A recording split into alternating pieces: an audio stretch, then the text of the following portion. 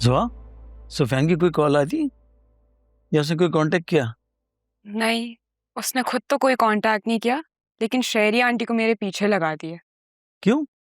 शहरी आई थी क्या? नहीं, वो आई तो नहीं थी, लेकिन उनकी कॉल आई थी। अच्छा, शहरी की कॉल आई थी? क्या कह रही थी वो? पता नहीं, मैंने कॉल उठाई ही नहीं। क्यों नहीं उठाई? तुम्हें कॉल उठानी चाहिए थी, पता तो चले कि वो कहना क्या चाहती है।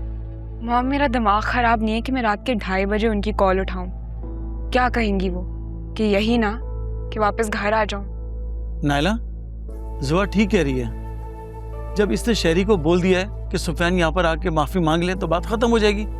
जोहा, जोहा मैं तुमसे बात कर रही हूँ। तुम क्या सुफियान को छोड़ने का फैसला कर चुकी हो? क्या मॉम, आपको इसके सिवा कोई और बात करने के लिए नहीं है? जो मैं पूछ रही हूँ उसका जवाब दो। जोहा, तुमने क्या शादी को मजाक समझ के रखा हुआ है?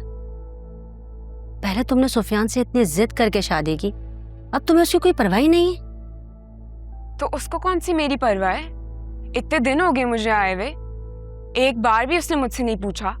एक्सीडेंट हो गया था सुफियान का। What?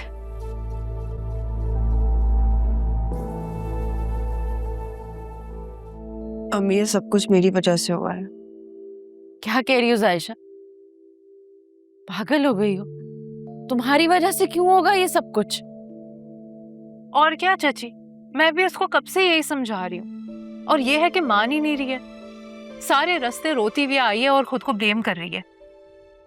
जब मैं जानती थी कि उस घर में जुहा मुझे पसंद नहीं करती, तो शायद मुझे उधर जाना ही नहीं चाहिए था। ना मैं वहां जाती और ना ये सब होता। ऐसी बात नहीं है। अगर जोहा अपना घर नहीं संभाल सकती, अगर उसको रिश्तों का पास नहीं है, तो क्या हम भी अपनों को छोड़ दें? तुम खुद को क्यों कसूरवार ठहरा रही हो? बेटा, तुम मुजरिम नहीं हो, तुम्हारी वजह से कुछ भी नहीं हुआ।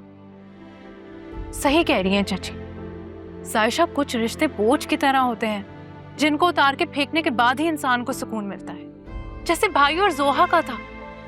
जब से भाई ने जोहा से शादी की, वो अजियत में ही रहे हैं। उसके साथ रहने से बेहतर है कि वो उससे अलग हो जाएं।